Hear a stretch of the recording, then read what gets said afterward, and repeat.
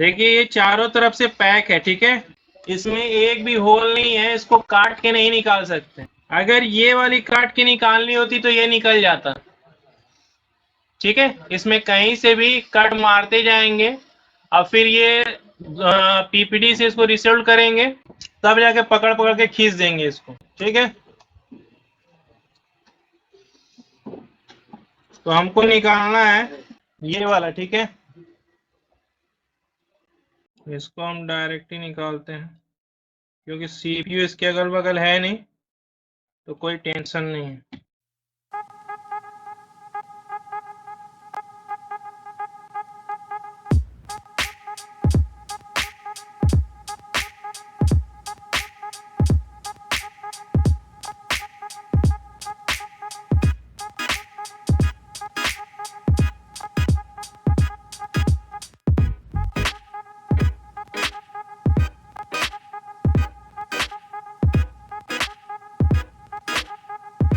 अब ये इतना टाइम लग रहा है, यही जब 138 पीपीडी लग जाएगी तो इतना टाइम नहीं लगेगा। वही इसके अंदर मिला है और कुछ मिल रही है। अब एक काम करते हैं, हमको करना है टेस्टिंग, ठीक है। तो एक ब्लैक वाला ग्राउंड रख दिए, रेड वाला, ओके। तो यहाँ चेक किए कितना आ रहा है, उतना ही आ रहा है जितना चाहिए था। और उसके ठीक नीचे वाले चेक करना था, कितना आ रहा है, सही है। और भी कोई वोल्टेज थी, नहीं सर।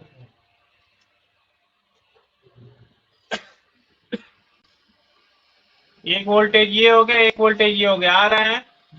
अब हमको क्या क्या चेक करना है, जी आर, तो मेन जी आर एक ये चेक कर लेंगे और एक ये चेक कर लेंगे, यानी ऊपर से दूसरा और यहाँ से चौथा। तो इसके लिए लगे ऐसी चेक हो सकती है, नहीं चेक होगा, इसको बंद करना पड़ेगा। अब ध्यान देने योग्य बातें,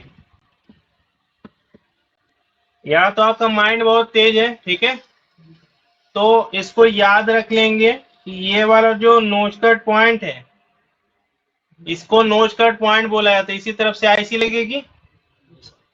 तो अगर माइंड इतना तेज है कि आप याद रख सकते हैं कि ये नोच कट पॉइंट सिम ट्रॉली के साइड में है, ठीक, तो याद करके रखिए, नहीं तो उसका फोटो खींच के रखिए। और ये भी याद रखिए कि यहाँ कंपोनेंट नहीं लगा, यहाँ पर भी नहीं लगी, यहाँ पर भी नहीं लगा, तो याद करके सर रख सकते हैं, याद करके रखिए, नहीं तो फोटो खींच लीजिए। फ्लक्स लगा के भी निकल सकता है, बिना लगाए भी निकल सकती है। फर्क क्या है, फ्लक्स लगाएंगे तो इसका जो पीपीडी होता है वो जल्दी गलेगा, समझ रहे। फ्लक्स नहीं लगाएंगे तो पीपीडी देर से गलेगी, आएगा समझ में। तो हमको आईसी को निकालना है,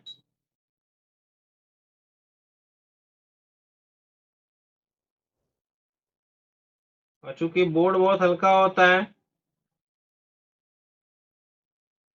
कितने देर में निकल जाएगा ये, उससे ऊपर नहीं जाना है। हुआ नहीं क्या, 1-1.5 मिनट,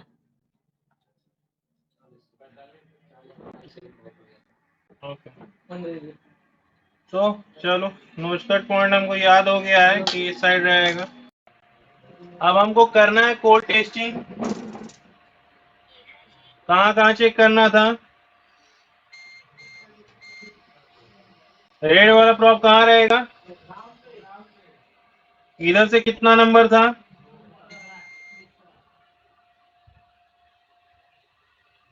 नहीं आ रहा है, चलो कोई नहीं। तो यहाँ पे एक चीज ध्यान देना पड़ेगा,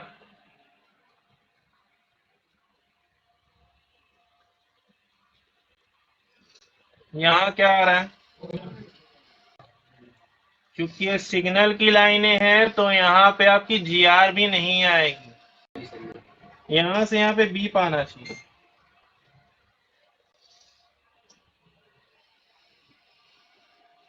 आ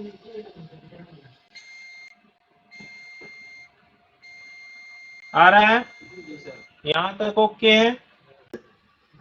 1 2 3 4 5 6 7 473 करीब मेरे में आ रहा है, और इनके में उसके नीचे सर दिखे तो 510। ठीक है। अभी इस पे हमारा वो भी लगा, फ्लक्स भी लगा है, तो कुछ रेजिस्टेंस उसकी वजह से भी सही नहीं बताएगा। ठीक है, उसके नीचे ग्राउंड आ रहा था, उसके नीचे ओएल आ रही थी, मेरे में ओएल आ रहा है, उसके नीचे फिर ग्राउंड आ रही, फिर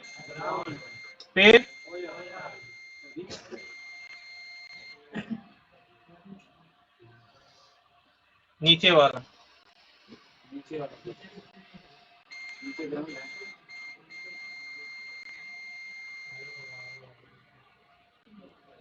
ये भी ओएल आ रहा है,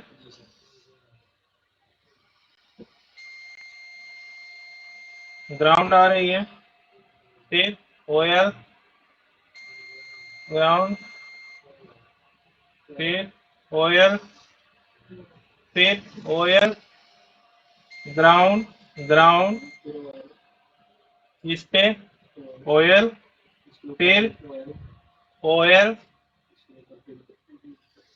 हमारे में आ रहा है 630, उसमें कितना है 469। ठीक है, फिर हमारे में 630, उसमें भी 469, क्योंकि ये सीपीयू की लाइनें हैं। ठीक है, सीरियल डाटा सीरियल क्लॉक, इस पे कितना आ रहा है 363, उसमें 277, उसके बाद 500 हमारे में आ रहा है, और इनके में 465। 465 माइनस 500 कितना हुआ 35। तो 35 का डिफरेंस ये लगभग मार रहा है 277 माइनस, इसमें ज्यादा है, कंपोनेंट कर सकते हैं। चलो कोई नहीं, लगभग डीआर सबकी सही आ रही है, और वोल्टेज भी सबका सही आ रहा है। ठीक है, तो ये जब आराम से साफ ना हो, यानी कि आयरन आपका हीट नहीं हुआ है। ठीक है, आयरन का टेम्परेचर थोड़ा सा बढ़ा सकते हैं।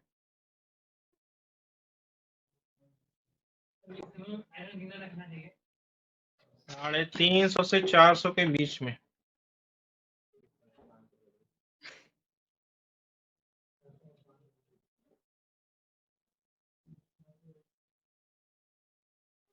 आयरन का टेम्परेचर ऊपर नीचे चल जाता है, एसएमडी क्या करता है, बॉडी को आपके उड़ा देता है, खुल जाती है बॉडी।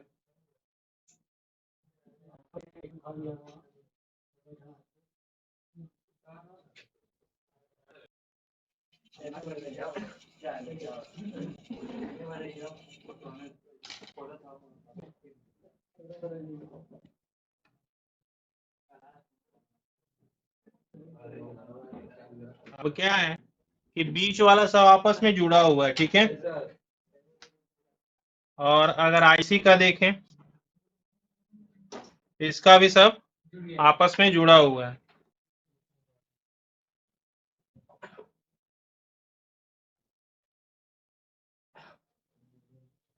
बहुत देर तक आईसी पे रगड़ना नहीं है, आईसी तुरंत चट से बोलेगी कहानी खत्म, फिर अब नया ही लाना पड़ेगा।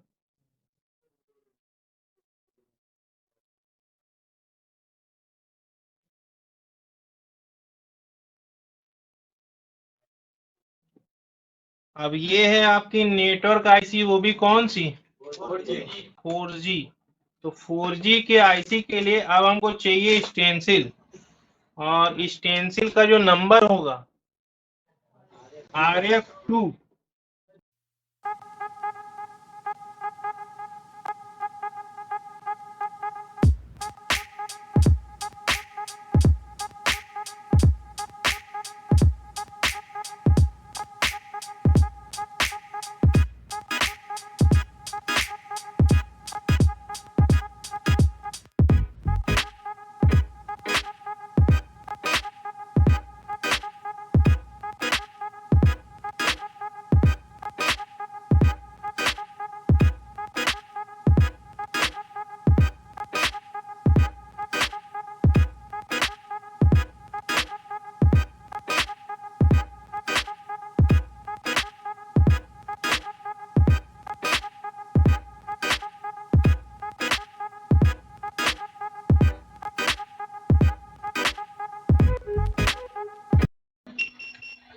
अब ये हमने बना तो दिया, लेकिन अब इसको एक बार हमको हिट मारना होगा सारा अपने अपने जगह बैठने के लिए। तो ये देखो क्या होगा अभी।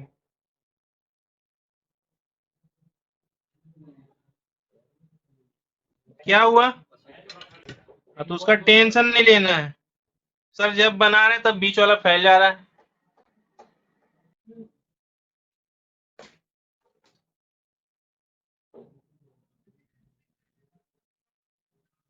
सिम की और आईसी को ऐसे रख देना है, ऐसे उल्टा है। चलिए।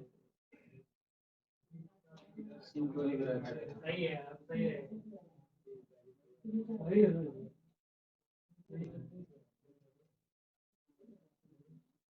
इसको बराबर से रख देना है, ठीक है। ये हमारी सिम ट्रॉली हो गई, ये नॉचकट पॉइंट हो गया। ठीक है सर।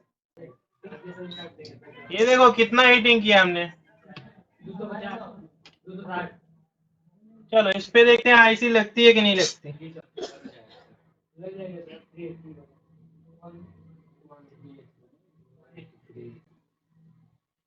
बोर्ड नहीं खराब होगा, लेकिन आईसी लग रही कि नहीं लग रही वो देखते हैं।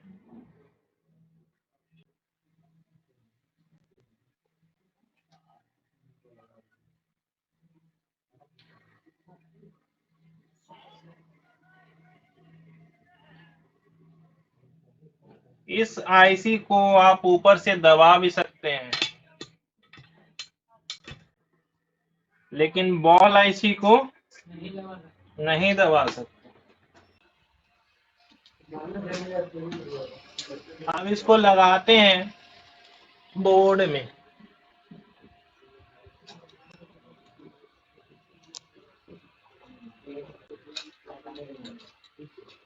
और देखते हैं कि 4G आती है कि नहीं आती है।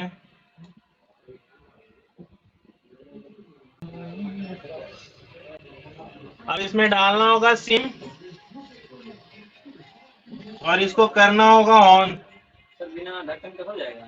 नेटवर्क आ जाएगा? चेक कर लेते हैं, नहीं होगा तो ढक्कन लगाया जाएगा।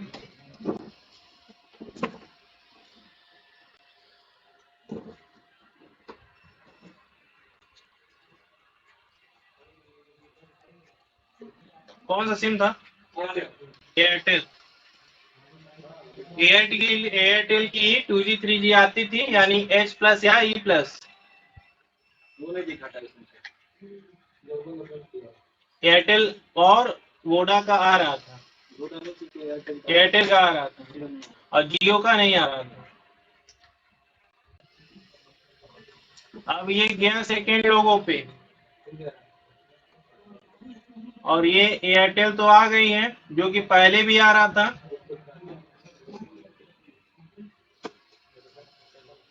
जैसे कि अगर यहाँ पे देखने की कोशिश करें तो फुल नेटवर्क है, ठीक है। मल्टी भी आ गया सर। अरे काली किस बात की? ये तो पहले भी आ रहा था। मल्टी नहीं आ रहा सर। वोल्टी नहीं आ रहा था, जियो नहीं आ रही थी ना। जियो तो कुछ नहीं आ रहा था। तो जियो कर दो, जियो का चेक करते हैं।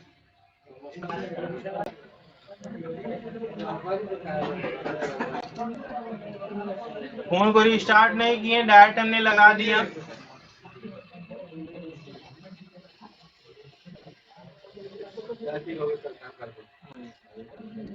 पासवर्ड तो जियो भी आ रहा है, पहले जियो नहीं आ रही थी।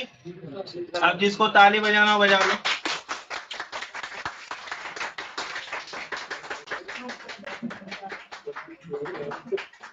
ठीक है, तो इस तरह से किसी भी फॉल्ट को आप फाइंड कर सकते हैं, लेकिन उसका तरीका होता है। कस्टमर अगर बोल रहे हैं कि हमको पैटर्न नहीं बताना हमारा जो भी है, तो क्या होगा जान रहे हैं? फॉल्ट आप खोजते रह जाएंगे। तो आसानी से फॉल्ट खोजने का ये तरीका है। तो अगर आप लोगों को ये पसंद आए तो कमेंट में जाइए और कमेंट कीजिए।